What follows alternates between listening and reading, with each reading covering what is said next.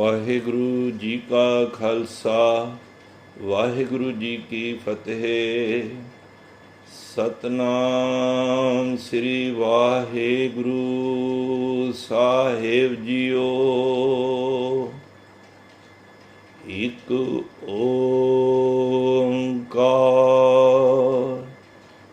सतनाम करता पुरख निरभउ निर्वैर अकाल मूरत अजूनी सैभं गुर प्रसाद। किछ रूप नहीं किछ जात नाही, किछ ढंग ना मेरा। क्या मुँह लै बोलै गुण बिहूं, नाम जपया ना तेरा। हम पापी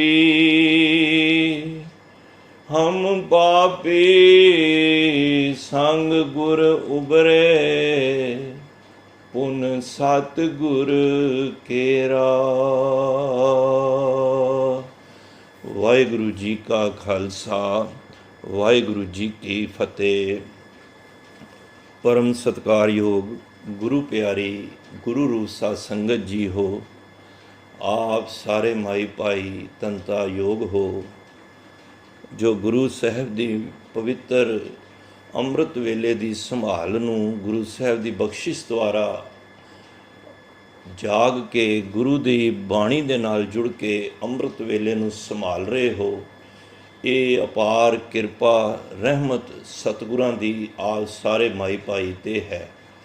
ਸੋ ਆਓ, ਚੱਲ ਰਹੀ ਲੜੀਵਾਰ ਸ੍ਰੀ ਤਵ ਪ੍ਰਸਾਦ ਸਵਈਏ, ਜਿਨ੍ਹਾਂ ਦੇ ਅਸੀਂ 6 ਸਵਈਏ ਅਸੀਂ ਆਪ ਜੀ ਨਾਲ ਸਾਂਝ ਕੀਤੇ ਹਨ। ਅੱਜ 7ਵੇਂ ਸਵਈਏ ਦਾ ਅਸੀਂ ਆਪ ਜੀ ਨਾਲ ਮਿਲ ਕੇ ਸਾਂਝ ਕਰਨੀ ਹੈ। ਬੁਲਾਉਣ ਵਾਲਾ ਪਰਮਾਤਮਾ ਹੈ, ਗੁਰੂ ਹੈ। ਅਗਮ ਅਗੋਚਰ ਸੱਚ ਸਾਹਿਬ ਮੇਰਾ, ਨਾਨਕ ਬੋਲੇ ਬੁਲਾਇਆ ਤੇਰਾ। ਹੁਣ ਉਹਦੇ ਬੁਲਾਏ ਅਸੀਂ ਬੋਲਣਾ ਹੈ। ਜਿਵੇਂ ਮਹਾਰਾਜ ਜਿੱਧਰ ਨੂੰ ਮਹਾਰਾਜ ਸੇਵਾ ਲੈਣ, ਮਨ ਬਿਰਤੀ ਨੂੰ ਇਕਾਗਰ ਕਰੀਏ। ਪਿਆਰ ਵਿੱਚ ਆਖੋ ਸਤਨਾਮ ਸ੍ਰੀ ਵਾਹਿਗੁਰੂ, ਸਤਨਾਮ ਸ੍ਰੀ ਵਾਹਿਗੁਰੂ। ਦਾਨਵ ਦੇਵ ਫਨਿੰਦ ਨਿਸਾਚਰ, ਪੂਤ ਭਵਿਖ ਭਵਾਨ ਜਪੈਂਗੇ। ਸਾਹਿਬ ਸ੍ਰੀ ਗੁਰੂ ਗੋਬਿੰਦ ਸਿੰਘ ਜੀ ਮਹਾਰਾਜ ਇਸ ਸੁਦਾ ਸਵਈਏ ਅੰਮ੍ਰਿਤ ਸਵਈਏ ਵਿੱਚ ਇੱਕ ਬਖਸ਼ਿਸ਼ ਸਾਡੀ ਹੋਰ ਝੋਲੀ ਵਿੱਚ ਪਾ ਰਹੇ ਹਨ। ਇੱਕ ਨਵਾਂ ਸਾਨੂੰ ਸੰਸਾਰ ਦੇ ਨਾਮ ਜਪਣ ਵਾਲਿਆਂ ਵਾਸਤੇ ਸਾਨੂੰ ਇੱਕ ਬੜਾ ਵੱਡਾ ਸੰਦੇਸ਼ ਦੇ ਰਹੇ ਨੇ। ਕਹਿੰਦੇ ਨੇ, ਹੇ ਪਰਮਾਤਮਾ, ਤੈਨੂੰ ਹੁਣ ਕੌਣ ਕੌਣ ਨਹੀਂ ਜਪ ਰਿਹਾ। ਦੇਖੋ, ਪਰਮਾਤਮਾ ਨੂੰ ਇਹ ਨਾ ਸੋਚਣਾ ਕਿ ਜਿਹੜੇ ਲੋਕ ਦਿਖਾਵੇ ਦੇ ਨੇ, ਜਿਹੜੇ ਅਸੀਂ ਹੁਣ ਜਪਜੀ ਸਾਹਿਬ ਪਿੱਛੇ ਪੜ੍ਹ ਕੇ ਆਏ ਹਾਂ, ਮਾਰੇ ਕਹਿੰਦੇ ਨੇ ਅਸੰਖ ਜਪ ਅਸੰਖ ਭਾਓ। ਖਾਲੀ ਪਰਮਾਤਮਾ ਨੂੰ ਨਾਮ ਜਪਣ ਵਾਲੇ ਖਾਲੀ ਮਨੁੱਖ ਹੀ ਨਹੀਂ ਨੇ, ਉਸ ਪਰਮਾਤਮਾ ਨੂੰ ਨਾਮ ਜਪਣ ਵਾਲੇ ਸੰਸਾਰ ਦੇ ਵਿੱਚ ਬਹੁਤ ਹਨ। ਅਤੇ ਗੁਰੂ ਸਾਹਿਬ ਅੱਜ ਉਹਨਾਂ ਦਾ ਵੀ ਜ਼ਿਕਰ ਕਰਦੇ ਹੋਏ ਸਾਨੂੰ ਕਹਿ ਰਹੇ ਨੇ, ਦਾਨਵ ਦੇਵ ਫਨਿੰਦ ਨਿਸਾਚਰ।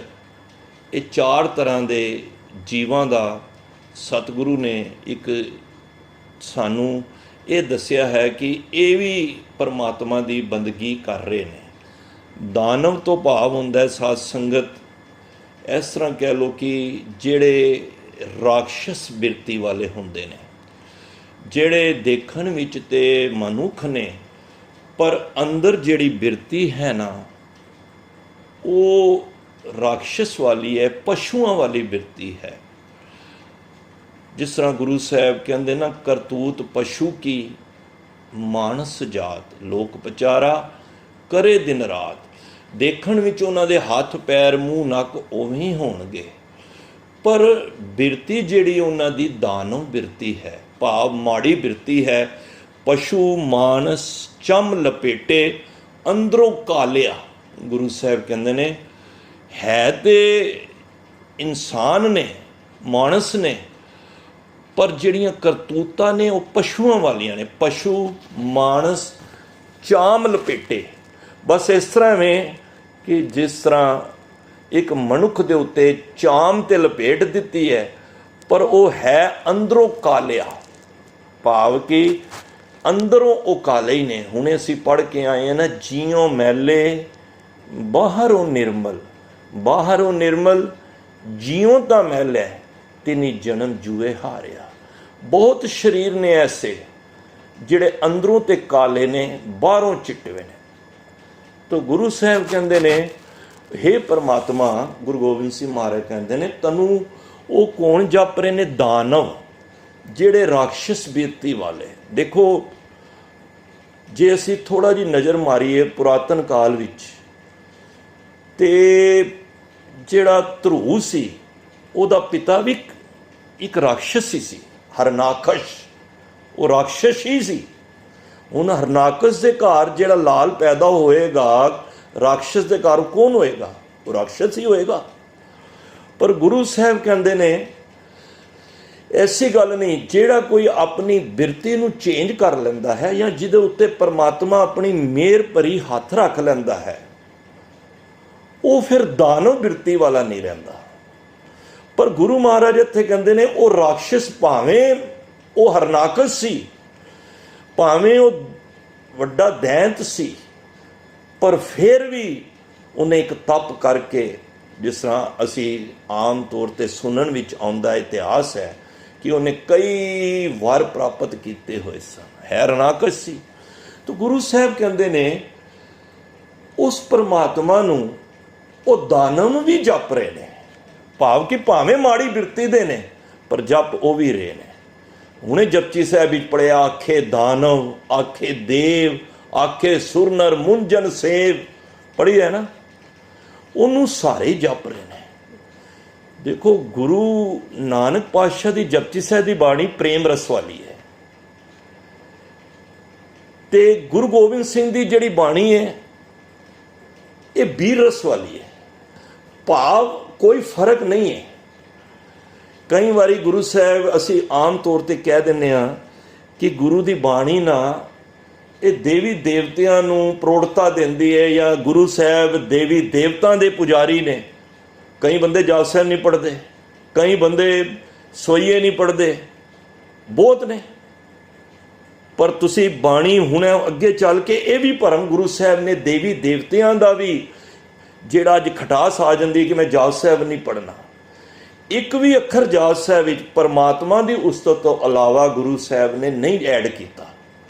इत्थे हुण महाराज जिहड़ी गल कर रहे हैं कि वो दानव भी उस परमात्मा, ये नहीं कि गुरु साहब दानव की पुजारी ने, अगे चल के निचोड़ दसणगे इन्हां दा।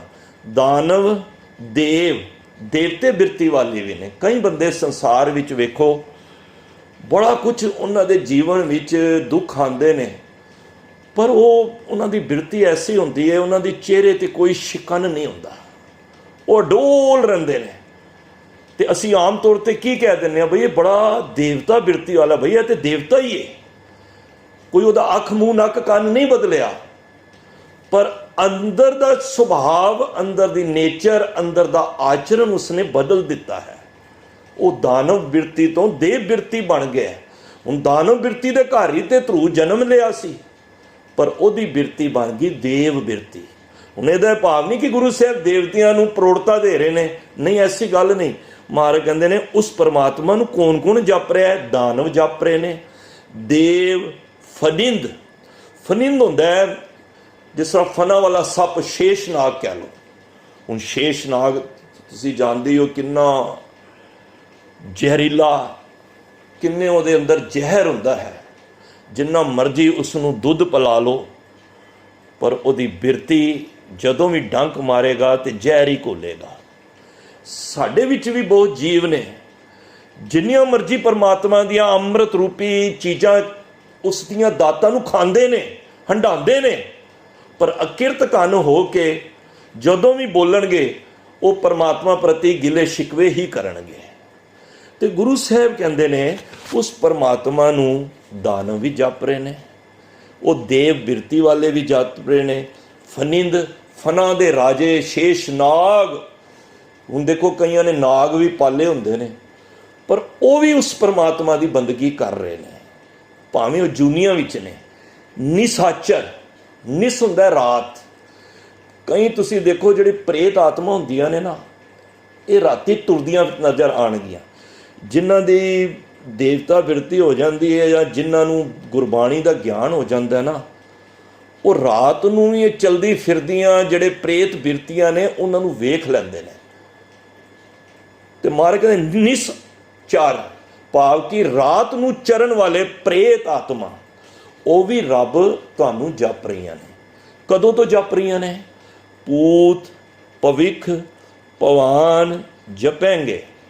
ਭੂਤ ਕਾਲ ਜਿਹੜਾ ਪਾਸਟ, ਜਿਹੜਾ ਮਤਲਬ ਕਿ ਜਿਹੜਾ ਕਾਲ ਬੀਤ ਗਿਆ ਹੈ ਪਿਛਲੇ ਸਮੇਂ ਵਿੱਚ, ਉਸ ਨੂੰ ਵੀ ਉਹ ਜਪਦੇ ਰਹੇ ਨੇ।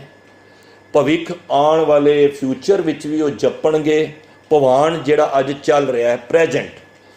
ਮਹਾਰਾਜ ਕਹਿੰਦੇ ਨੇ ਜਿੰਨੇ ਵੀ ਦਾਨਵ ਨੇ, ਰਾਖਸ਼ਸ ਬਿਰਤੀ ਵਾਲੇ ਨੇ, ਦੇਵਤੇ ਨੇ, ਜਿਹੜੇ ਫਨਾ ਦੇ ਰਾਜੇ ਸ਼ੇਸ਼ਨਾਗ ਨੇ, ਪ੍ਰੇਤ ਬਿਰਤੀਆਂ ਰਾਤ ਨੂੰ ਚੱਲਣ ਵਾਲੇ ਨੇ ਜਿਹੜੇ, ਉਹ ਸਾਰੇ ਹੀ ਬੀਤੇ ਹੋਏ ਸਮਾਂ ਵਿੱਚ ਪਰਮਾਤਮਾ ਨੂੰ ਜਪਦੇ ਰਹੇ ਨੇ, ਹੁਣ ਵੀ ਜਪ ਰਹੇ ਨੇ ਤੇ ਆਉਣ ਵਾਲੇ ਸਮੇਂ ਵਿੱਚ ਜਪਦੇ ਰਹਿਣਗੇ।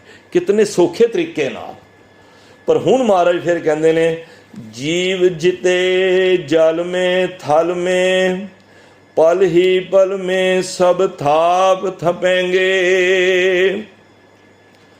ਮਹਾਰਾਜ ਕਹਿੰਦੇ ਨੇ ਇਹ ਜਿਤਨੇ ਵੀ ਜੀਵ ਨੇ, ਜੀਵ ਜਿਤੇ, ਜਿਤਨੇ ਜੀਵ ਨੇ, ਭਾਵੇਂ ਉਹ ਜਲ ਵਿੱਚ ਨੇ ਤੇ ਭਾਵੇਂ ਉਹ ਥਲ ਵਿੱਚ ਨੇ, ਕਿਉਂਕਿ 42 ਲੱਖ ਜੂਨਾ ਪਾਣੀ ਵਿੱਚ ਨੇ, 42 ਲੱਖ ਜੀਵ ਜਿਹੜੇ ਉਹ ਜਲ ਵਿੱਚ ਨੇ। ਤੇ ਗੁਰੂ ਸਾਹਿਬ ਕਹਿੰਦੇ ਨੇ ਭਾਵੇਂ ਕੋਈ ਵੀ ਜੀਵ ਜਲ ਵਿੱਚ ਹੈ, ਥਲ ਵਿੱਚ ਹੈ। ਇਹ ਹੁਣ ਜਿੰਨੇ ਉਤਲੇ ਵੀ ਜਿਹੜੇ ਦੱਸੇ ਨੇ, ਦਾਨਵ, ਫਨਿੰਦ, ਨਿਸਾਚਰ, ਮਹਾਰਾਜ ਕਹਿੰਦੇ ਨੇ ਇਹਨਾਂ ਦੇ ਹੱਥ ਪੱਲੇ ਕੁਛ ਵੀ ਨਹੀਂ ਜੇ। ਹੁਣ ਇੱਥੋਂ ਹਿਸਾਬ ਲਾ ਲਓ ਕਿ ਗੁਰੂ ਸਾਹਿਬ ਕਿਸੇ ਦੇਵਤੇ ਦੇ ਪੁਜਾਰੀ ਨਹੀਂ ਨੇ। ਗੁਰੂ ਸਾਹਿਬ ਕਹਿੰਦੇ ਨੇ ਜਿੰਨੇ ਵੀ ਤੁਸੀਂ ਜੀਵ ਭਾਵੇਂ ਜਲ ਵਿੱਚ ਦੇਖ ਰਹੇ ਹੋ, ਭਾਵੇਂ ਥਲ ਵਿੱਚ ਵੇਖ ਰਹੇ ਹੋ, ਪਲ ਹੀ ਪਲ ਮੈਂ ਸਭ ਥਾਪ ਥਪੈਂਗੇ। ਉਹ ਪਰਮਾਤਮਾ ਇੱਕ ਪਲ ਦੇ ਅੰਦਰ ਸਾਰਿਆਂ ਨੂੰ ਬਣਾ ਦਿੰਦਾ ਹੈ, ਇੱਕ ਪਲ ਵਿੱਚ ਉਹਨਾਂ ਨੂੰ ਸਮੇਟ ਦਿੰਦਾ ਹੈ। ਭਾਵ ਕਿ ਮਹਾਰਾਜ ਕਹਿ ਰਹੇ ਨੇ ਇਹਨਾਂ ਦੇ ਹੱਥ ਪੱਲੇ ਕੁਛ ਵੀ ਨਹੀਂ ਹੈ, ਕਿਸੇ ਦੇ ਹੱਥ ਪੱਲੇ ਕੁਛ ਨਹੀਂ। ਜੀਵ ਜਿੱਤੇ, ਜੀਵ ਭਾਵ ਕਿ ਮਨੁੱਖ ਜਿੱਤੇ ਜਿੰਨੇ ਵੀ ਜਲ ਵਿੱਚ ਨੇ ਜਾਂ ਥਲ ਵਿੱਚ ਨੇ। ਅਸੀਂ ਤੇ 20, 50, 100, 200 ਬੰਦਿਆਂ ਦੇ 200 ਜੂਨਾਂ ਦੀਆਂ ਅਸੀਂ ਨਾਮ ਜਾਣਦੇ ਹੋਣੇ ਆ, ਪਰ ਇੱਥੇ ਕਈ ਜੂਨਾਂ ਨੇ। ਮਹਾਰਾਜ ਕਹਿੰਦੇ ਨੇ ਜਿੰਨੇ ਵੀ ਤੁਸੀਂ ਜੀਵ ਦੇਖ ਰਹੇ ਹੋ ਉਹ ਪਰਮਾਤਮਾ ਪਲ ਵਿੱਚ, ਪਲ ਅੱਖ ਦੇ ਚਮਕਣ ਜਿੰਨੇ ਵਿੱਚ ਸਭ ਥਾਪ ਥਪੇਂਗੇ। ਸਭ ਨੂੰ ਬਣਾ ਸਕਦਾ ਹੈ ਤੇ ਸਭ ਨੂੰ ਇੱਕਦਮ ਸਮੇਟ ਸਕਦਾ ਹੈ। ਰੋਜ਼ ਪੜ੍ਹੀਦਾ ਸੁਖਮਨੀ ਸਾਹਿਬ ਵਿੱਚ ਕਰਨ ਕਰਾਵਣ ਕਰਨੈ ਜੋਗ, ਉਹਦੇ ਹੱਥ 'ਚ ਪਾਵਰ ਹੈ, ਉਹ ਜੋਗ ਹੈ। ਦੇਖੋ ਉਹਨੇ ਕੋਈ ਕੰਮ ਕਰਨਾ ਨਾ ਪਰਮਾਤਮਾ ਨੇ, ਉਹਨੇ ਕਿਸੇ ਕੋਲ ਸਲਾਹ ਮਸ਼ਵਰਾ ਨਹੀਂ ਕਰਨੀ ਕਿ ਕਿਸੇ ਕੋਲੋਂ ਮੈਂ ਪੁੱਛ ਕੇ ਇਹ ਕੰਮ ਧਰਤੀ ਮੈਂ ਸਾਜਣੀ ਹੈ। 2-3 ਉਹਨੇ ਸਲਾਹਕਾਰ ਰੱਖੇ ਨੇ ਜਾਂ 10। ਰੱਬ 1, 2, 3 ਨਹੀਂ ਨੇ। ਇਹ ਤੇ ਕਈ ਬੰਦਿਆਂ ਨੇ ਉਹਨਾਂ ਨੂੰ ਰਾਤੇ ਰੱਬ ਨੂੰ 3 ਬਣਾ ਦਿੱਤੇ। ਪਹਿਲਾਂ 33 ਕਰੋੜ ਬਣਾਏ, ਫਿਰ ਸਿਆਣੇ ਆਏ, ਉਹਨਾਂ ਨੇ 33 ਕਰੋੜ ਤੋਂ 3 ਦੇਵਤੇ ਬਣਾ ਦਿੱਤੇ, ਬ੍ਰਹਮਾ, ਵਿਸ਼ਨੂੰ, ਮਹੇਸ਼। ਮਾਰੇ ਕਹਿੰਦੇ ਨੇ ਨਹੀਂ, ਉਹ ਕਿਸੇ ਕੋਲ ਸਲਾਹ ਨਹੀਂ ਲੈਂਦਾ, ਉਹ ਕਿਸੇ ਕੋਲ ਮਤਾ ਨਹੀਂ ਪਕਾਉਂਦਾ ਕਿ ਮੇਰਾ ਹੁਣ ਮੈਂ ਧਰਤੀ ਨੂੰ ਸਾਜਣਾ ਹੈ ਜਾਂ ਸਮੇਟਣਾ ਹੈ, ਮੈਂ ਆਓ ਬੈਠਕ ਕਰੀਏ, ਕੁਝ ਮੀਟਿੰਗ ਕਰੀਏ ਤੇ ਅਸੀਂ ਇਹਦੇ ਕਿਸ ਤਰ੍ਹਾਂ ਸੰਸਾਰ ਨੂੰ ਚਲਾਵਾਂ। ਉਹ ਕਿਸੇ ਕੋਲੋਂ ਪੁੱਛਦਾ ਨਹੀਂ ਹੈ, ਉਹ ਆਪ ਹੀ ਆਪ ਹੈ। ਤੂੰ ਆਪੇ ਹੀ ਆਪ ਹੈ, ਆਪ ਕਾਰਨ ਕੀਆ, ਤੂੰ ਆਪੇ ਆਪ ਨਿਰੰਕਾਰ ਹੈ, ਕੋ ਅਵਰ ਨਾ ਬੀਆ। ਤੂੰ ਕਰਨ ਕਾਰਨ ਸਮਰਥ ਹੈ, ਤੂੰ ਕਰੇ ਸੋ ਥੀਆ। ਤੂੰ ਅਨ ਮੰਗਿਆ ਦਾਨ ਦੇਵ ਨਾ ਸਭਨਾ ਹੈ ਜੀਆਂ। ਸਭ ਆਖੋ ਸਤਿਗੁਰੂ ਵਾਹੋ ਵਾਹੋ, ਜਿਨ ਦਾਨ ਨਾਮ ਮੁਖ ਹਰ ਦੀਆ। कोई है ही नहीं दूजा। कोई दूजा होवे तो गल करे, साहिब मेरा एको है भाई, एको है। ਉਹਨੂੰ ਕਿਸੇ ਦੀ ਕੋਈ ਸਲਾਹ ਨਹੀਂ ਲੈਣੀ ਪੈਂਦੀ, ਉਹਨੂੰ ਕਿਸੇ ਨਾਲ ਕੋਈ ਪੁੱਛ ਨਹੀਂ ਕਰਨਾ ਪੈਂਦਾ ਕਿ ਮੈਂ ਹੁਣ ਪਰਲੋ ਆਣੀ ਹੈ। ਤੇ ਉਹ ਪਰਮਾਤਮਾ ਨੇ ਕਿਸੇ ਕੋਲੋਂ ਨਹੀਂ ਪੁੱਛਣਾ। ਉਹਨੇ ਪਲ ਵਿੱਚ ਵਿਗਾੜ ਵੀ ਸਕਦਾ ਹੈ ਤੇ ਪਲ ਵਿੱਚ ਸਮੇਟ ਵੀ ਸਕਦਾ ਹੈ। ਕਿਉਂ? ਕਿਉਂਕਿ ਉਹ ਜੋਗ ਹੈ, ਉਹ ਇਸ ਦਾ ਮਾਲਕ ਹੈ। ਸਾਡਾ ਸਾਰੇ ਸਭਨਾ ਜੀਆਂ ਕਾ ਇੱਕ ਦਾਤਾ। ਮਹਾਰਾਜ ਕਹਿੰਦੇ ਨੇ ਕਰਨ ਕਰਾਵਣ ਕਰਨੇ ਜੋਗ, ਜੋ ਤਿਸ ਭਾਵੈ, ਭਾਵੇ ਨਹੀਂ ਕਹਿਣਾ, ਜੋਤੀ ਭਾਵੈ, ਜੋ ਉਹਨੂੰ ਚੰਗਾ ਲੱਗਦਾ ਹੈ ਸੋਈ ਹੋਗ, ਉਹੀ ਹੋਣਾ। ਕਰਨ ਕਰਾਵਣ ਕਰਨੇ ਜੋ, ਜੋਤੀ ਭਾਵੇ ਸੋਈ ਹੋਗ। ਖਿੰਨ ਮੈਂ ਥਾਪ ਉਥਾਪਨ ਹਾਰਾ, ਉਹ ਖਿੰਨ ਵਿੱਚ ਥਾਪ ਦਿੰਦਾ। ਤੁਸੀਂ ਕੀ ਸਮਝਦੇ ਹੋ ਧਰਤੀ ਜਿਹੜਾ ਸੰਸਾਰ ਬਣਾਇਆ ਇਹਨੂੰ ਬੜਾ ਸਮਾਂ ਲੱਗਿਆ ਹੋਏਗਾ? ਨਹੀਂ ਭਾਈ, ਉਹ ਤੇ ਇੱਕ ਖਿੰਨ ਵਿੱਚ, ਇੱਕ ਬੋਲ ਦੇ ਨਾਲ ਪਰਮਾਤਮਾ ਸ੍ਰਿਸ਼ਟੀ ਸਾਜ ਦਿੰਦਾ ਹੈ ਤੇ ਇੱਕ ਪਲ ਦੇ ਵਿੱਚ ਉਸ ਬਣੀ ਹੋਈ ਸ੍ਰਿਸ਼ਟੀ ਨੂੰ ਇੱਕ ਮੁੱਠੀ ਵਿੱਚ ਸਮੇਟ ਲੈਂਦਾ ਹੈ। ਖਿੰਨ ਮੇ ਥਾਪ ਥਾਪਨ ਹਾਰਾ, ਅੰਤ ਨਹੀਂ ਕਿਛ ਪਾਰਾ ਵਾਰਾ। ਹੁਕਮੇ ਧਾਰ ਅਦਰ ਰਹਾਵੇ, ਹੁਕਮੇ ਉਪਜੇ ਹੁਕਮ ਸਮਾਵੇ। ਉਹਦੇ ਹੁਕਮ ਵਿੱਚ ਹੀ ਸਭ ਕੁਝ ਚੱਲ ਰਿਹਾ ਹੈ, ਕੋਈ ਉਹਦੇ ਹੁਕਮ ਤੋਂ ਬਾਹਰ ਨਹੀਂ ਹੈ। ਤੁਸੀਂ ਜਿੰਨੀ ਮਰਜ਼ੀ ਆਪਣੀ ਮਨਮਾਨੀ ਕਰ ਲਓ, ਮੈਂ ਪਲਾਨਿੰਗਾਂ ਬਣਾ ਲਓ, ਪਰ ਰੱਬ ਕਹਿੰਦਾ ਮੇਰੀ ਜਿਹੜੀ ਪਲਾਨਿੰਗ ਹੈ ਤੈਨੂੰ ਚੱਲਣਾ ਉਹਦੇ ਅਕੋਰਡਿੰਗ ਹੀ ਪਏਗਾ। ਹੁਕਮੇ ਅੰਦਰ ਸਭ ਕੋ, ਬਾਹਰ ਹੁਕਮ ਨਾ ਕੋਏ। ਸਾਰੇ ਉਹਦੇ ਹੁਕਮ ਵਿੱਚ ਨੇ। ਜਿਵੇਂ ਉਹ ਚਲਾਉਂਦਾ, ਜਿਉਂ ਤੂੰ ਚਲਾਏ ਤਿਵ ਚੱਲੇ ਸੁਆਮੀ, ਹੋਰ ਕਿਆ ਜਾਣਾ ਗੁਣ ਤੇਰੇ। ਜਿਵ ਤੂੰ ਚਲਾਹੇ ਤਿਵੇਂ ਚੱਲੇ ਹੈ, ਜਿੰਨਾ ਮਾਰਗ ਪਾਵੇ। ਹੁਣੇ ਪੜ੍ਹਿਆ ਨਾ, ਜਿਵੇਂ ਉਹ ਚਲਾਉਂਦਾ ਅਸੀਂ ਟੁਰ ਰਹੇ ਹਾਂ। ਸਾਡਾ ਤੇ ਜ਼ੋਰ ਹੀ ਨਹੀਂ ਹੈ, ਨਾ ਮਰਜ਼ੀ ਨਾਲ ਆਏ ਨਾ ਮਰਜ਼ੀ ਨਾਲ ਗਏ। ਜ਼ੋਰ ਨਾ ਜੀਵਨ ਮਰਨ ਨਾ ਜ਼ੋਰ। ਤੋ ਸਤਿਗੁਰ ਕਹਿੰਦੇ ਨੇ ਜਿੰਨੇ ਵੀ ਤੁਸੀਂ ਜੀਵ ਦੇਖ ਰਹੇ ਹੋ, ਜੀਵ ਜਿੱਤੇ, ਜਿੰਨੇ ਵੀ ਜੀਵ ਜਿੱਤੇ ਭਾਵ ਜਿੰਨੇ ਵੀ ਜੀਵ ਤੁਸੀਂ ਦੇਖ ਰਹੇ ਹੋ, ਭਾਵੇਂ ਉਹ ਜਲ ਵਿੱਚ ਨੇ, ਭਾਵੇਂ ਉਹ ਥਲ ਵਿੱਚ ਨੇ। ਥਲ ਹੁੰਦਾ ਜਿੱਥੇ ਬਿਲਕੁਲ ਮੁਰਥਲ ਕਹਿ ਲਓ, ਡੈਜ਼ਰਟ ਏਰੀਆ, ਉੱਥੇ ਵੀ ਰੱਬ ਤੂੰ ਹੀ ਬਣਾਈਏ ਧਰਤੀ, ਪਲ ਹੀ ਪਲ ਮੇ ਸਭ ਥਾਪ ਥਪੇਂਗੇ। ਤੂੰ ਇੱਕ ਮਿੰਟ ਵਿੱਚ ਉਸ ਧਰਤੀ ਨੂੰ ਥਾਪ ਦੇਣਾ ਹੈ, ਇੱਕ ਬੋਲ ਦੇ ਨਾਲ। ਤਾਂ ਗੁਰੂ ਮਹਾਰਾਜ ਇੱਥੇ ਫਿਰ ਅਗਲੇ ਤੀਜੇ ਲਾਈਨ ਵਿੱਚ ਕੀ ਕਹਿ ਰਹੇ ਨੇ?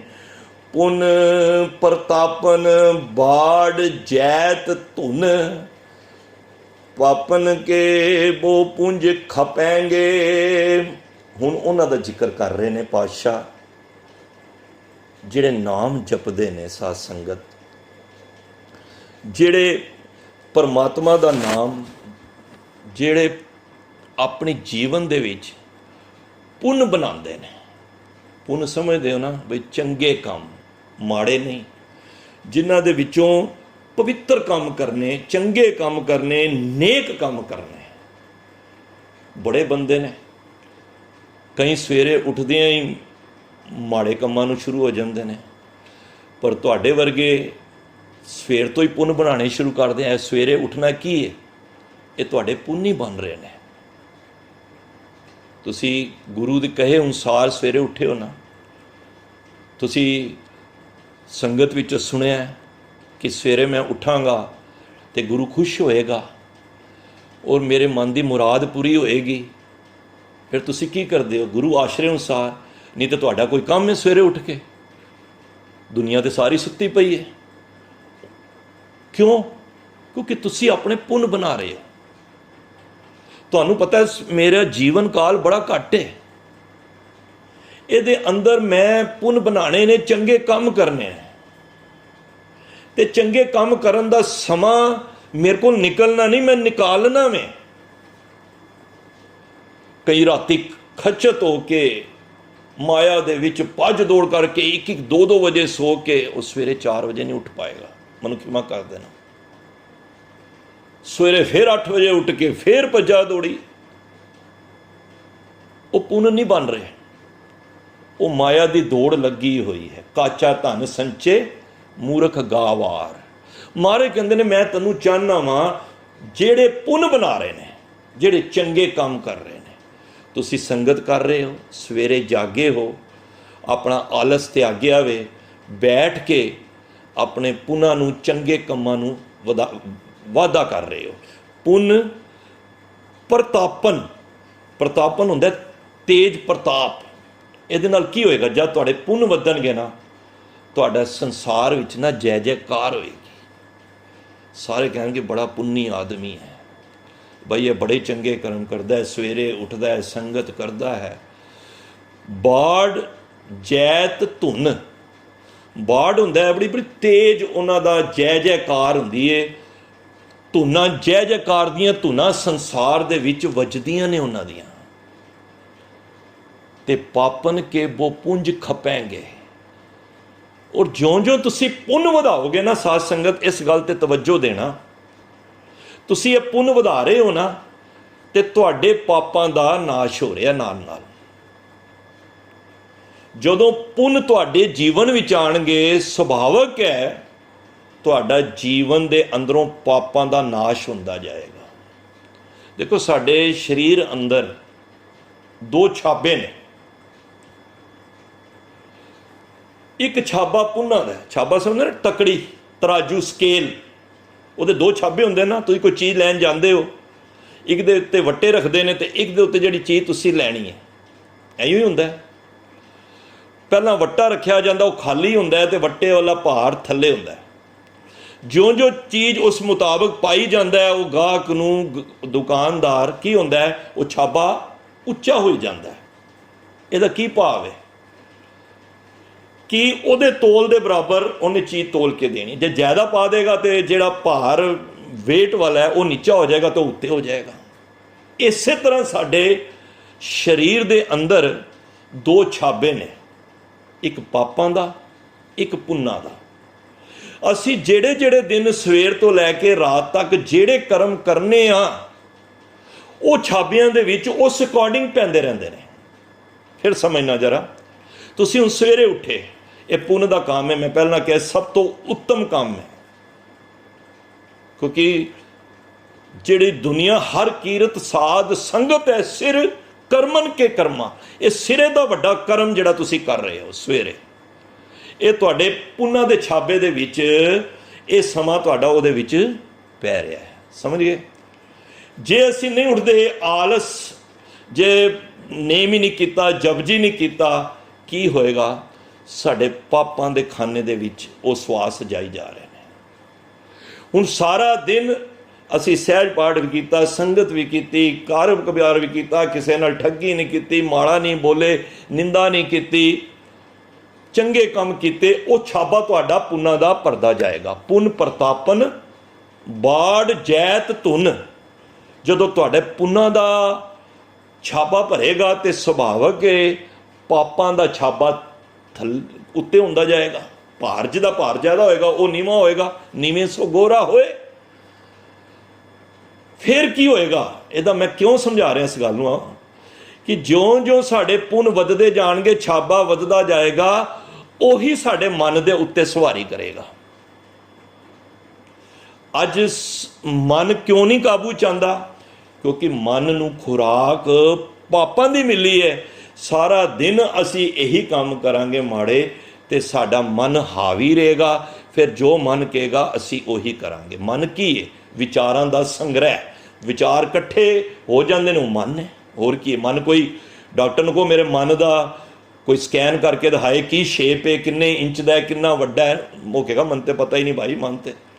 ਮਨ ਜੋ ਅਸੀਂ ਵਿਚਾਰ ਸੋਚਨੇ ਆ ਇਕੱਠੇ ਹੁੰਦੇ ਨੇ, ਉਹ ਮਨ ਬਣ ਜਾਂਦਾ ਹੈ। ਜੇ ਸਾਰਾ ਦਿਨ ਅਸੀਂ ਪਾਪ ਕਰਾਂਗੇ ਤੇ ਫਿਰ ਮਨ ਕਿੱਧਰ ਦੌੜੇਗਾ? ਪਾਪਾਂ ਵੱਲ ਦੌੜੇਗਾ। ਜੇ ਉਸ ਛਾਬੇ ਦੇ ਅੰਦਰ ਅਸੀਂ ਪੁੰਨ ਪਾਈ ਜਾਵਾਂਗੇ ਤੇ ਮਨ ਨੂੰ ਫਿਰ ਤੁਹਾਨੂੰ ਕਹਿਣਾ ਨਹੀਂ ਪਏਗਾ, ਮਨ ਆਪ ਹੀ ਕਹੇਗਾ ਚੱਲ ਉੱਠ ਮਨਾ, ਉੱਠ ਕੇ ਤਿਆਰ ਹੋ, ਛੱਡ ਨਿੰਦਰਾ, ਸਮੇਂ ਦਾ ਕੋਈ ਪਤਾ ਨਹੀਂ, ਕੱਲ ਸਵੇਰ ਮੇਰੇ ਵਾਸਤੇ ਹੋਣੀ ਵੀ ਹੈ ਕਿ ਨਹੀਂ ਹੋਣੀ। ਇਹੀ ਗੱਲ ਹੈ ਨਾ। ਫਿਰ ਉਹ ਅੱਜ ਹੀ ਜਪ ਲੈਂਦਾ ਹੈ। ਉਹ ਕਹਿੰਦਾ ਅੱਜ ਦਾ ਉਹਨੇ ਸੰਗਤ ਵਿੱਚੋਂ ਸੁਣਿਆ, ਜੇ ਮੈਂ ਸਵੇਰੇ ਉੱਠ ਕੇ ਨਿਤਨੇਮ ਕੀਤਾ ਹੋਏਗਾ, ਮੇਰੇ ਸਵਾਸ ਨਿਕਲ ਜਾਣਗੇ ਤੇ ਮੈਂ ਪਰਮਾਤਮਾ ਦੇ ਘਰ ਜਾਵਾਂਗਾ। ਉਹ ਆਪਣੇ ਪੁੰਨਾਂ ਨੂੰ ਵਧਾਏਗਾ।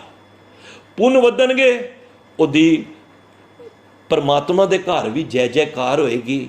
ਉਹਦੀਆਂ ਧੁਨਾਂ ਸੰਸਾਰ ਵਿੱਚ ਉਹ ਪ੍ਰਗਟ ਹੋਏਗਾ ਨਾ। ਗੁਰੂ ਤੇਗ ਬਹਾਦਰ ਸਾਹਿਬ ਜੀ ਦੇ ਹੋਏ ਨਹੀਂ ਸੀ? ਕਿੰਨੇ ਪੁੰਨ ਚੰਗੇ ਕੰਮ ਸੀ, ਕੀ ਤਲਕ ਸੀ? ਤਿਲਕ ਤੇ ਜੰਜੂ ਦਾ ਦੂਰ ਤੱਕ ਸੰਬੰਧ ਨਹੀਂ ਸੀ, ਪਰ ਪੁੰਨਾਂ ਦਾ ਛਾਬਾ ਵੱਡਾ ਸੀ। ਤੇ ਜਦੋਂ ਸੰਸਾਰ ਵਿੱਚੋਂ ਸਰੀਰ ਕਰਕੇ ਗਏ, ਮਨ ਕਹੇ ਆਪਣੇ ਵਿਚਾਰਾਂ ਕਰਕੇ ਨਹੀਂ ਗਏ, ਹੈ ਸਭ ਜਗ ਭਇਓ, ਜੈ ਜੈ ਜੈ ਸੁਰਲੋਕ। ਇੱਥੇ ਹਾਹਾਕਾਰ ਮਚ ਗਈ ਕਿ ਗੁਰੂ ਸਾਹਿਬ ਸਰੀਰ ਛੋੜ ਕੇ ਚਲੇ ਗਏ ਨੇ। ਸਭ ਨੇ ਮੂੰਹ 'ਚ ਉਂਗਲਾਂ ਪਾ ਲੀਆਂ। ਐਸੇ ਦੀਨ ਦਿਆਲ ਸਤਿਗੁਰੂ, ਐਨੇ ਪੁੰਨਾਂ ਦੇ ਮਾਲਕ, ਪਰ ਹੋਇਆ ਕਿ ਜੈ ਜੈ ਜੈ, ਉੱਥੇ ਉਸ ਪਰਮਾਤਮਾ ਦੇ ਘਰ ਜੈ ਜੈਕਾਰ, ਉੱਥੇ ਅਨਹਦ ਨਵਾਜੇ ਵੱਜ ਰਹੇ ਨੇ ਸੰਸਾਰ ਤੋਂ ਜਦੋਂ ਮਹਾਰਾਜ ਸਰੀਰ ਕਰਕੇ। ਕਿਉਂ?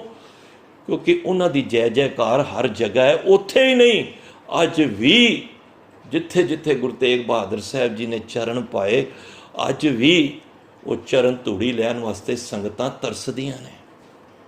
ਤੇ ਗੁਰੂ ਸਾਹਿਬ ਇਹੀ ਕਹਿ ਰਹੇ ਨੇ, ਪੁੰਨ ਪ੍ਰਤਾਪਨ, ਜਿਹੜੇ ਪੁੰਨ ਵਧਾਉਂਦੇ ਨੇ ਨਾ, ਉਹਨਾਂ ਦਾ ਪ੍ਰਤਾਪ ਬੜਾ ਹੀ ਤੇਜ਼ ਹੋ ਜਾਂਦਾ ਹੈ। ਬਾੜ ਜੈਤ ਧੁਨ, ਉਹਨਾਂ ਦੀਆਂ ਜੈ ਜੈ ਜੈ ਧੁਨ, ਜੈ ਦੀਆਂ ਧੁਨਾਂ ਕਹਿ ਲਓ, ਮਤਲਬ ਕਿ ਉਹਨਾਂ ਦੀਆਂ ਜੈ ਜੈਕਾਰ ਦੀਆਂ ਆਵਾਜ਼ਾਂ ਇਸ ਤਰ੍ਹਾਂ ਹੁੰਦੀਆਂ ਨੇ। ਤੇ ਮਹਾਰਾਜ ਕਹਿੰਦੇ ਜਦੋਂ ਜੈ ਜੈਕਾਰ ਹੁੰਦੀ ਹੈ ਨਾ, ਪਾਪਨ ਕੇ ਬੋ ਪੁੰਜ ਖਪੈਂਗੇ, ਫਿਰ ਉਹਨਾਂ ਦੇ ਪਾਪਾਂ ਦੇ ਜਿਹੜੇ ਢੇਰ ਪਾਪਾਂ ਦੇ ਸਨ ਨਾ, ਉਹ ਸਭ ਨਾਸ਼ ਹੋ ਜਾਂਦੇ ਨੇ।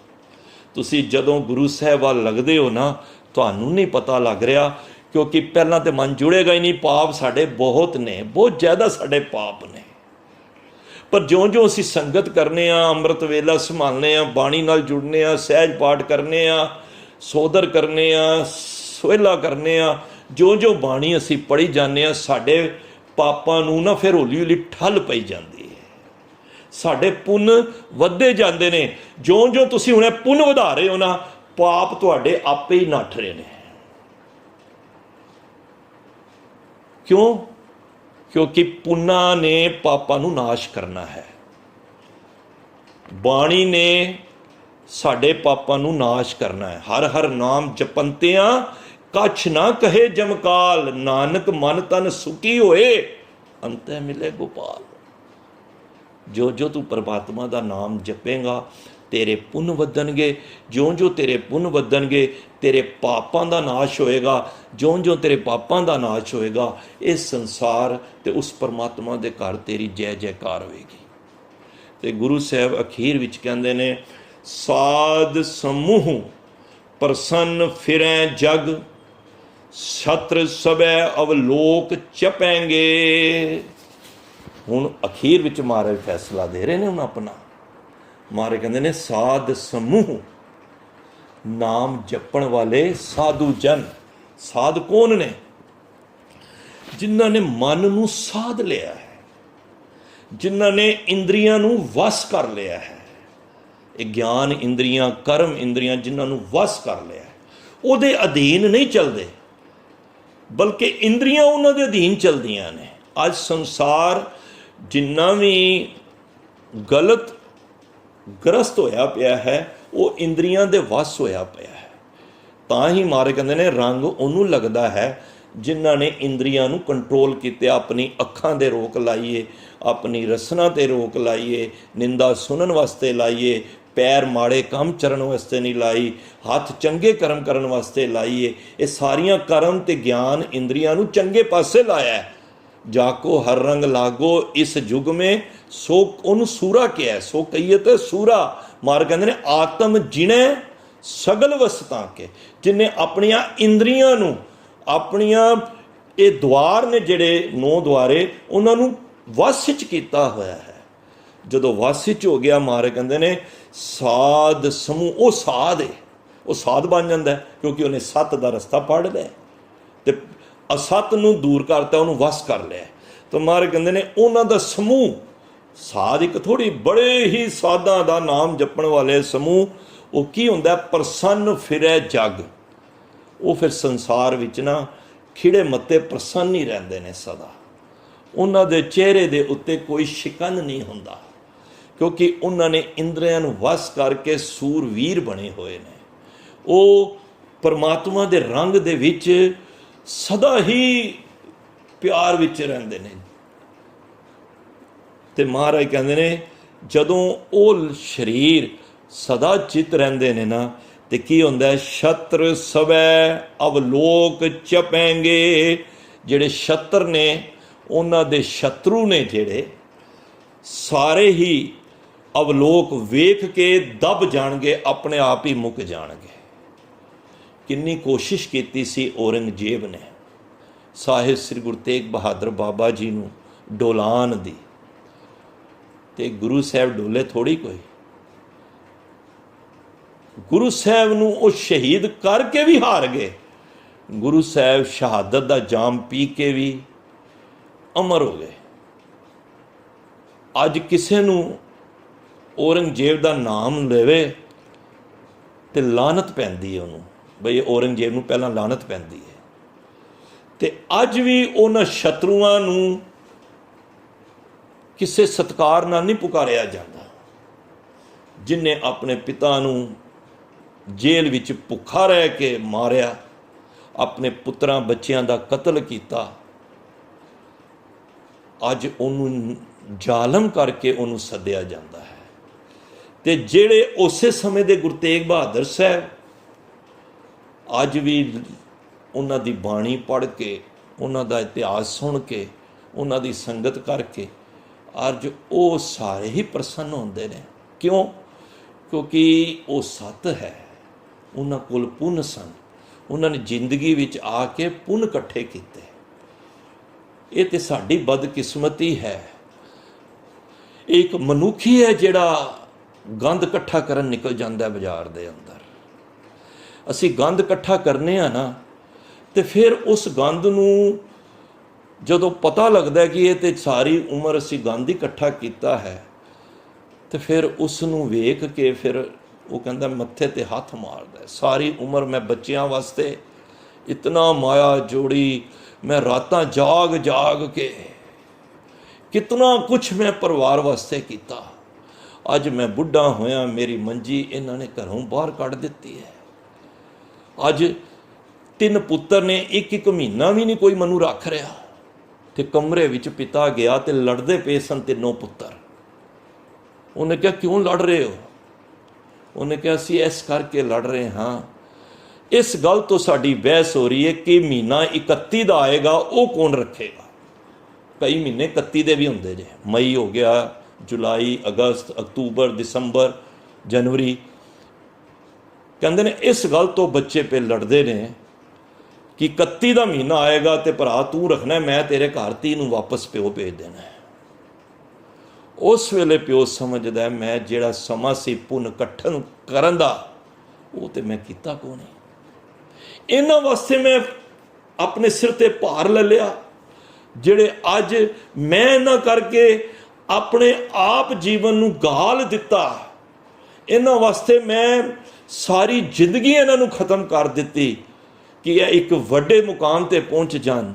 ਅੱਜ ਇਹ ਪਹੁੰਚ ਕੇ ਮੇਰੀ ਮੰਜਾ ਚੁੱਕ ਕੇ ਬਾਹਰ ਕੱਢ ਦਿੱਤਾ ਹੈ।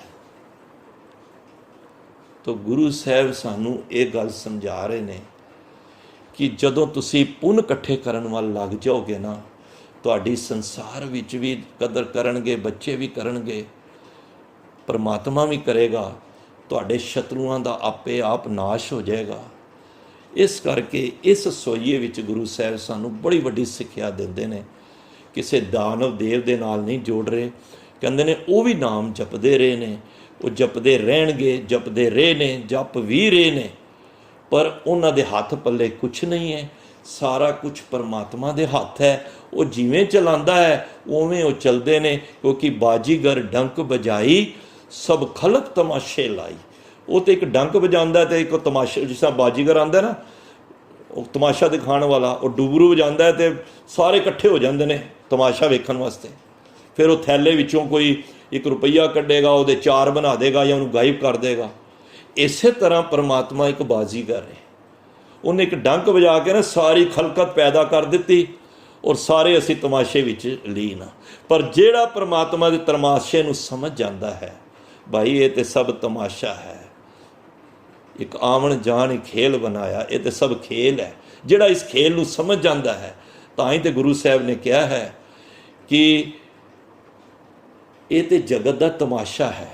मैं हूँ परम पुरख को दासा, देखने आयो जगत तमाशा। गुरु साहब तो तमाशा समझ गए कि ये सब तमाशा है। ये जोड़े बच्चे ने मेरे नाल नहीं रहने, ये तो कुछ समय मेरे नाल मेल होया तो रोए पिटे नहीं, आंसू नहीं वाए, अखां नहीं ओझल कीतियां, क्योंकि उन्होंने तमाशे का पता सी। असी इस परिवार नूं सच समझ लिया, ਅਸੀਂ ਧੀਆਂ ਪੁੱਤਰ ਨੂੰ ਸੱਚ ਸਮਝ ਲਿਆ, ਇਹ ਮਕਾਨ ਮਾੜੀਆਂ ਨੂੰ ਸੱਚ ਸਮਝ ਲਿਆ। ਜਿਸ ਦਿਨ ਸਿੱਖਾ ਤੈਨੂੰ ਪਰਮਾਤਮਾ ਦੀ ਇਹ ਤਮਾਸ਼ੇ ਦੀ ਸਮਝ ਆ ਗਈ, ਉਸ ਦਿਨ ਤੂੰ ਕਹੇਂਗਾ ਭਾਈ ਤੇਰੇ ਜੀਵਨ ਦੇ ਵਿੱਚੋਂ ਨਾ ਇਹ ਮਾਇਆ ਦੀ ਹੋੜ ਹੀ ਮੁੱਕ ਜਾਏਗੀ। ਆ ਮੈਂ ਕਾਹਦੇ ਵਾਸਤੇ ਕਰਨਾ ਹੈ, ਬਜ਼ੁਰਗ ਹੋ ਗਿਆ ਤੇ ਐ ਨਾ ਹੋਵੇ ਮੇਰੀ ਲੋਗਾਰ ਮੇਰੀ ਬਾਹਰ ਮੰਜੀ ਨਾ ਪਈ ਹੋਵੇ। ਤਾਂ ਗੁਰੂ ਸਾਹਿਬ ਕਹਿੰਦੇ ਨੇ ਇਸ ਕਰਕੇ ਜਿਨ੍ਹਾਂ ਨੇ ਨਾਮ ਜਪ ਲਿਆ, ਜਿਨ੍ਹਾਂ ਨੂੰ ਇਸ ਗੱਲ ਦੀ ਸਮਝ ਆ ਗਈ, ਉਹਨਾਂ ਨੇ ਕੀ ਕੀਤਾ, ਉਹਨਾਂ ਨੇ ਆਪਣੇ ਪੁੰਨ ਇਕੱਠੇ ਕਰਨੇ ਸ਼ੁਰੂ ਕਰਤੇ। ਜਿਉਂ-ਜਿਉਂ ਪੁੰਨ ਇਕੱਠੇ ਕੀਤੇ, ਪਾਪ ਖਤਮ ਹੁੰਦੇ ਗਏ, ਪਾਪ ਖਤਮ ਹੁੰਦੇ ਗਏ, ਉਹਨਾਂ ਦੀ ਜੈ ਜੈਕਾਰ ਹੁੰਦੀ ਗਈ। ਜਿਉਂ-ਜਿਉਂ ਜੈ ਜੈਕਾਰ ਹੁੰਦੀ ਗਈ ਤੇ ਉਹਨਾਂ ਦੇ ਸਾਰੇ ਪਾਪ ਨਾਸ਼ ਹੋ ਗਏ ਤੇ ਉੱਥੇ ਸੰਸਾਰ ਤੇ ਕੀ ਉਸ ਪਰਮਾਤਮਾ ਦੇ ਘਰ ਵੀ ਉਹਨਾਂ ਨੂੰ ਸ਼ੋਭਾ ਮਿਲੀ। ਤਾਂ ਗੁਰੂ ਸਾਹਿਬ ਨੇ ਅੱਜ ਇਸ ਪੌੜੀ ਦੇ ਅੰਦਰ ਸਾਨੂੰ ਇਹ ਸੰਦੇਸ਼ ਦੇਣ ਦਾ ਯਤਨ ਕੀਤਾ ਹੈ। ਆਸੇ ਦਾਸ ਪਾਸੋਂ ਜੋ ਵੀ ਵਿਚਾਰਾਂ ਹੋਈਆਂ ਨੇ, ਆਪ ਉਸ ਨੂੰ ਮਨ ਵਿੱਚ ਜ਼ਰੂਰ ਵਸਾਓ। ਜੇ ਕੋਈ ਕਿਸੇ ਨੂੰ ਮਾੜਾ ਬਚਨ ਲੱਗਿਆ ਹੈ, ਉਹ ਦਾਸ ਦਾ ਨਿੱਜੀ ਸਮਝ ਲੈਣਾ, ਤੇ ਚੰਗਾ ਹੋਏ ਉਹ ਗੁਰੂ ਦਾ ਸਮਝ ਲੈਣਾ। ਤੇ ਆਪਣੇ ਜੀਵਨ ਦੀ ਇਹ ਜਿਹੜੀ ਅੰਮ੍ਰਿਤ ਵੇਲੇ ਦੀ ਦੌੜ ਤੁਸੀਂ ਰੱਖੀ ਹੋਈ ਹੈ ਨਾ, ਇਹ ਪੁੰਨ ਇਕੱਠੇ ਕਰਨ ਦੀ, ਇਹਨੂੰ ਹਟਾਣਾ ਨਾ, ਇਹਨੂੰ ਪਿੱਛੇ ਨਾ ਹਟਣਾ। ਕਿਸੇ ਨੇ ਕੁਝ ਕਹਿ ਵੀ ਦਿੱਤਾ, ਨਹੀਂ ਵੀ ਕਿਹਾ, ਤੁਸੀਂ ਇਸ ਦੌੜ ਨੂੰ, ਮੈਂ ਬੜੇ ਆਪਣੇ ਵੀ ਸੰਸਥਾਵਾਂ ਵਿੱਚ ਜਾਂਦਾ ਵਾਂ, ਕਈ ਆਉਂਦੇ ਨੇ 10 ਦਿਨ ਆਏ, 20 ਦਿਨ ਆਏ, ਫਿਰ ਟੁਰ ਗਏ, ਕੋਈ 25 ਦਿਨ ਆਉਂਦਾ, ਕੋਈ ਦੋਸਤ ਕੀ ਹੋਇਆ ਜੀ ਫਲਾਣੇ ਨੇ ਕੁਝ ਕਹਿ ਦਿੱਤਾ, ਮੈਨੂੰ ਵਾਰੀ ਨਹੀਂ ਮਿਲੀ, ਮੈਨੂੰ ਸ਼ਬਦ ਨਹੀਂ ਪੜ੍ਹਨ ਦਿੱਤਾ, ਮੈਨੂੰ ਸ਼ਲੋਕ ਨਹੀਂ ਪੜ੍ਹਨ ਦਿੱਤਾ, ਮੈਂ ਇਹ ਕਰਨਾ ਸੀ। ਨਹੀਂ ਭਾਈ, ਉਹਨਾਂ ਦਾ ਕੁਝ ਨਹੀਂ ਜਾਣਾ, ਸਾਡੇ ਪੁੰਨ ਖਤਮ ਹੋ ਜਾਣੇ ਨੇ। ਤੇ ਸੰਗਤ ਵਿੱਚ ਆ ਕੇ ਇਹੀ ਚੀਜ਼ ਸੋਚਣੀ ਹੈ, ਨਹੀਂ ਪੜ੍ਹਿਆ, ਮੇਰੀ ਜਗ੍ਹਾ ਕਿਸੇ ਹੋਰ ਨੇ ਪੜ੍ਹਿਆ ਤੇ ਹਾਜ਼ਰੀ ਮੇਰੀ ਤਾਂ ਵੀ ਲੱਗ ਗਈ, ਮੇਰਾ ਪੁੰਨ ਤੇ ਇਕੱਠੇ ਹੋ ਹੀ ਰਹੇ ਨੇ, ਤੇ ਬੜੇ ਹੋਲੇ ਹੋ ਕੇ ਬੈਠੋਗੇ। ਤੇ ਇਸ ਕਰਕੇ ਗੁਰੂ ਸਾਹਿਬ ਸਾਨੂੰ ਅੱਜ ਪੁੰਨ ਬਣਾਉਣ ਦੀ ਇਹ ਬਖਸ਼ਿਸ਼ ਸਾਡੀ ਝੋਲੀ ਵਿੱਚ ਪਾਈ ਹੈ। ਆਸ ਹੈ ਅਸੀਂ ਇਹਨਾਂ ਪੁੰਨਾਂ ਨੂੰ ਵਾਧੇ ਵਿੱਚ ਰੱਖਾਂਗੇ ਔਰ ਪੁੰਨ ਇਕੱਠੇ ਕਰਕੇ ਅਸੀਂ ਪਰਮਾਤਮਾ ਦੇ ਨੇੜੇ ਹੋਵਾਂਗੇ, ਸੰਸਾਰ ਦੀ ਪਕੜ ਤੋਂ ਦੂਰ ਹੋਵਾਂਗੇ। ਸਾਨੂੰ ਸੰਸਾਰ ਤੇ ਨਿਰੰਕਾਰ ਦੀ ਜਿਹੜੀ ਕੂੜ ਦੀ ਦੀਵਾਰ ਹੈ ਨਾ, ਉਹਦਾ ਸਾਨੂੰ ਅਹਿਸਾਸ ਹੋ ਜਾਏਗਾ। ਕਿਵ ਕੂੜੇ ਟੁੱਟੇ ਪਾਲ, ਕਿਵੇਂ ਕੂੜ ਦੀ ਪਾਲ ਟੁੱਟਣੀ ਹੈ, ਇਹ ਇਸੇ ਕਾਰਨ ਹੀ ਟੁੱਟਣੀ ਹੈ ਜਦੋਂ ਅਸੀਂ ਪੁੰਨ ਵਧਾਵਾਂਗੇ। ਤੇ ਇਹ ਤੁਸੀਂ ਪੁੰਨ ਹੀ ਵਧਾ ਰਹੇ ਹੋ। ਮੈਂ ਆਰੰਭਤਾ ਵਿੱਚ ਇਹੀ ਕਿਹਾ ਸੀ, ਤੁਸੀਂ ਇਹ ਪੁੰਨ ਇਕੱਠੇ ਕਰ ਰਹੇ ਹੋ। ਦੁਨੀਆ ਸੁੱਤੀ ਹੈ, ਤੁਸੀਂ ਪੁੰਨ ਇਕੱਠੇ ਕਰ ਰਹੇ ਹੋ। ਤਾਂ ਜਿਹਨੂੰ ਪਰਮਾਤਮਾ ਨੇ ਜੋੜਨਾ ਹੁੰਦਾ ਹੈ ਨਾ, ਜਿਹਦੇ ਪੁੰਨ ਬਣਾਉਣੇ ਹੁੰਦੇ ਨੇ, ਉਹਨੂੰ ਕਹਿੰਦੇ ਚੱਲ ਉੱਠ। ਤੇ ਜਿੰਨਾ ਨਹੀਂ, ਮੇਰੇ ਵਰਗੇ ਦਾਤੀ ਸਾਹਿਬ ਸੰਧਿਆਂ ਕਿਆ ਚਲੇ ਤਿਸ ਨਾਲ, ਇੱਕ ਜਗਨ ਦੇ ਨਾਲ ਲਵਨ, ਇੱਕ ਨਾ ਸੁੱਤਿਆਂ ਦੇ ਉਠਾਲ। ਤੁਹਾਡੇ ਵਰਗੇ ਸੁੱਤਿਆਂ ਨੂੰ ਉਠਾ ਕੇ ਵੀ ਉਹ ਨਾਮ ਜਪਾ ਦਿੰਦਾ, ਤੇ ਕਈ ਉੱਠ ਕੇ ਵੀ ਨਾਮ ਜਪਣ ਦੇ ਭਾਗੀਦਾਰ ਨਹੀਂ ਬਣ ਪਾਉਂਦੇ। ਪਰ ਇਹ ਦਾਤੀ ਦਾਤ ਉਹਦੇ ਹੱਥ 'ਚ, ਜਿਹਨੂੰ ਚਾਹਵੇ ਉਹ ਉਠਾ ਦਿੰਦਾ ਤੇ ਜਿਹਨੂੰ ਚਾਹਵੇ ਉਹ ਸੁਆ ਦਿੰਦਾ ਹੈ। ਤੇ ਅਰਦਾਸ ਕਰੋ, ਸਤਿਗੁਰੂ ਮੇਰੇ ਪੁੰਨ ਬਣਦੇ ਰਹਿਣ, ਮੇਰੇ ਪੁੰਨ ਹੋਣਗੇ, ਮੇਰੇ ਅੰਦਰੋਂ ਮਾੜੀਆਂ ਬਿਰਤੀਆਂ ਪਾਪ ਅੰਦਰੋਂ ਨਿਕਲਦੇ ਜਾਣਗੇ, ਕਿਉਂਕਿ ਉਹ ਧੋਪੇ ਨਾਵੇ ਕੇ ਰੰਗ, ਉਹ ਨਾਮ ਦੇ ਰੰਗ ਦੇ ਨਾਲ ਹੀ ਸਾਡੇ ਪਾਪ ਉਤਰਨੇ ਨੇ। ਜਿਸ ਤਰ੍ਹਾਂ ਸਾਬੁਨ ਦੇ ਨਾਲ, ਸਰਫ ਦੇ ਨਾਲ ਕੱਪੜੇ ਸਾਫ਼ ਹੁੰਦੇ ਨੇ ਨਾ, ਇਸੇ ਤਰ੍ਹਾਂ ਇਹ ਮੈਲ ਹੈ ਨਾ ਜਿਹੜੀ, ਉਹ ਕਿਸੇ ਹੋਰ ਨਾਲ ਨਹੀਂ, ਉਹ ਪੁੰਨ ਔਰ ਗੁਰਬਾਣੀ ਪੜ੍ਹ ਕੇ ਹੀ ਉਤਰਨੇ। ਗੁਣ ਗਾਵਤ ਤੇਰੀ ਉਤਰਸ ਮੈਲ, ਬਿਨ ਸਜਾਏ ਹੋਮੈ ਬਿਕ ਫੈਲ। ਸੋ ਇਤਨੀ ਬੇਨਤੀ ਪ੍ਰਵਾਨ ਕਰਨੀ, ਪੁੰਨ ਇਕੱਠੇ ਕਰੋ। ਮੇਰੀ ਵੀ ਅਰਦਾਸ ਕੂਕਰ ਦੀ ਕਰੋ ਕਿ ਮੇਰੇ ਵੀ ਰੋਜ਼ ਪੁੰਨ ਬਣਨ, ਤਾਂ ਕਿ ਮੈਂ ਵੀ ਗੁਰੂ ਦੇ ਨੇੜੇ ਹੋਵਾਂ। ਔਰ ਤੁਸੀਂ ਸੁਣ ਰਹੇ ਹੋ, ਤੁਸੀਂ ਤੇ ਹੈ ਹੀ ਨੇੜੇ ਹੋ, ਹੋਰ ਤੁਹਾਡੇ ਪੁੰਨਾਂ 'ਚ ਵਾਧਾ ਹੋਵੇ। ਕਿੱਥੇ ਕੋਈ ਮੈਲ ਤੁਹਾਡੀ ਵੀ ਮੇਰੀ ਵੀ ਰਹਿ ਗਈ ਹੋਵੇ, ਤੇ ਸਾਰੀਆਂ ਮੈਲਾਂ ਉਤਰ ਕੇ ਅਸੀਂ ਗੁਰੂ ਦੀ ਖੁਸ਼ੀ ਪ੍ਰਾਪਤ ਕਰੀਏ। ਭੁੱਲਾਂ ਚੁੱਕਾਂ ਦੀ ਖਿਮਾ, ਫਤਿਹ ਦੀ ਸਾਂਝ ਕਰੋ। ਵਾਹਿਗੁਰੂ ਜੀ ਕਾ ਖਾਲਸਾ, ਵਾਹਿਗੁਰੂ ਜੀ ਕੀ ਫਤਿਹ।